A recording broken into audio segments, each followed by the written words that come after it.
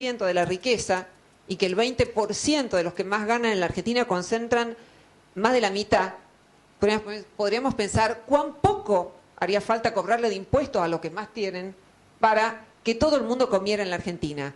Pero insisto, no resolvemos el problema de la exclusión con esto.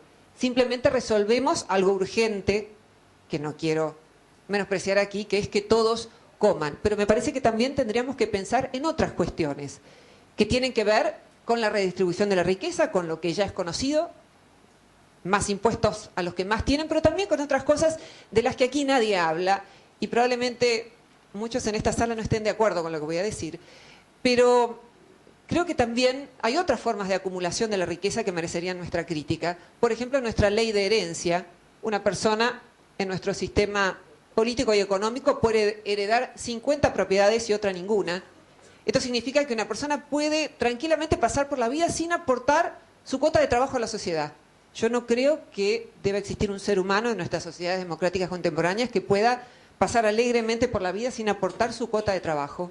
Creo que tendría que ser obligatorio que todo el mundo contribuya en algo a la sociedad. ¿Cómo lo han resuelto otras sociedades? Bueno, permitiendo que uno herede una propiedad o dos, en algunos lugares una donde uno vive, otra en la playa, si es que hay para todos. Pero sin duda me parece que este es un tema importantísimo si estamos hablando de la distribución de la riqueza. En España han tratado de resolverlo gravando con un impuesto a los que heredan, pero claro, echa la ley, echa la trampa, esperan la cantidad de años que tienen que esperar para no pagar el impuesto y una persona puede heredar muchísimas propiedades y otra ninguna. Yo vengo de México y él en realidad podría decir lo mismo que digo en la Argentina, solo que ahí me pareció más claro, quizás porque no era mi país, y aunque las caras que uno ve por las calles son las caras morochas, en los lugares de consumo no ve ninguna cara morocha. Y eso tiene que ver también con una ley que me parece contradictoria con los ideales modernos, porque se supone que en las sociedades modernas cada uno va a ocupar en la sociedad el lugar que le asigne su propio esfuerzo y su propio mérito. Y la ley de herencias es un resabio medieval, en donde cada quien ocupaba en la sociedad el lugar de privilegio que le habían asignado sus padres. De modo que es una contradicción incluso con el ideal liberal moderno que exista una ley de herencia que permita que una persona herede todas las propiedades que hereda y otra ninguna. Pero me parece que también habría otras posibilidades de igualar, no para que seamos todos exactamente iguales, pero sí para abordar el tema de la inequidad. Y creo que en este sentido sería bueno inspirarnos en las cosas buenas que hicieron otros países. Recién estuvieron hablando de Brasil, hay muchos otros casos, Costa Rica. Alemania tiene una medida digna de imitar y es que el Estado garantiza no solo la educación primaria, sino la secundaria y la universitaria. Todo padre está obligado a bancar la educación secundaria y universitaria de su hijo. Y si el padre no puede, el Estado es el que paga una renta mínima para que una persona pueda terminar sus estudios universitarios.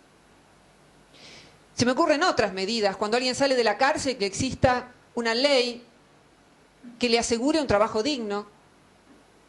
Nosotros criticamos el tema de la inseguridad en este país, pero muchas veces excluimos a la persona que acaba de salir de la cárcel, de modo que así como hay una ley que hace que las personas con discapacidades físicas tengan que tener trabajo en organismos del Estado, me parece que debería haber algo similar, como para que las personas que no han tenido oportunidad en la sociedad puedan tenerla. Y acá diferencio, como lo hace Bernardo Klisber, lo que son las grandes bandas de los pequeños atracos, que son la mayoría de los actos que englobamos bajo el término inseguridad.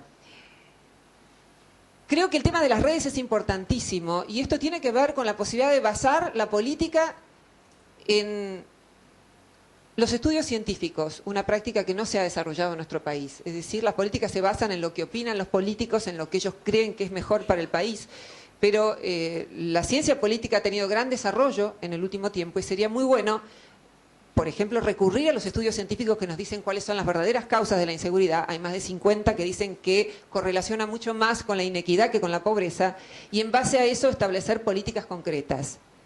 Y si hoy la presidenta reconoció en un acto público que es la inequidad y no la pobreza la que causa el problema de la inseguridad, en lugar de proponer más policía, debería proponer acciones sociales concretas, si sabe exactamente cuáles son las causas. Y como creo que una política debería basarse en la ciencia, creo también que debería basarse más en planes concretos y no en el personalismo. Discutir menos en los diarios, en los espacios políticos, sobre quién va ganando espacios de poder y mucho más sobre proyectos concretos.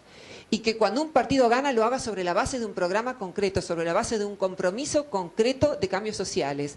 A mí me encanta que en Suiza ni se sepa quién es el presidente porque tienen un montón y van rotando, no importa quién es, no importa toda la parafernalia de vanidades que se generan a partir de la generación de espacios de poder, sino que importan los proyectos. Por eso sería bueno que no gane las próximas elecciones ningún partido que no prometa acabar con el problema de la pobreza en un tiempo razonable. Y en este sentido, aunque hay muchos avances a partir del programa brasileño, yo criticaría el gradualismo. Por supuesto que es mejor lo que se hace en Brasil que nada. No quiero dejar de reconocer esto que me parece importante.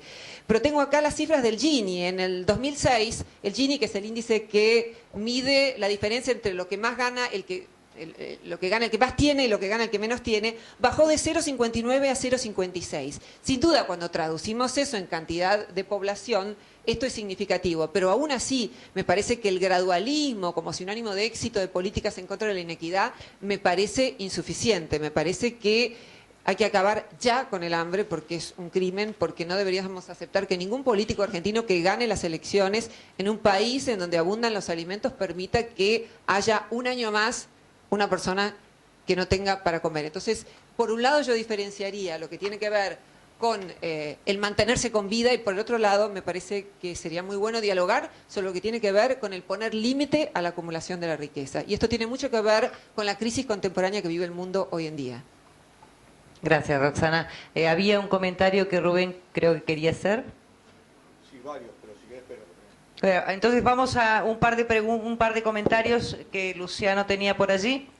Sí, soy García Ricciardi de San Pedro y pertenezco al francisquismo. No sé cómo lo vamos a llamar porque todavía no tenemos una definición de partido. Pero yo en esta sala escuché una teoría que realmente por la simpleza me dio la posibilidad de ver el problema mucho más claro.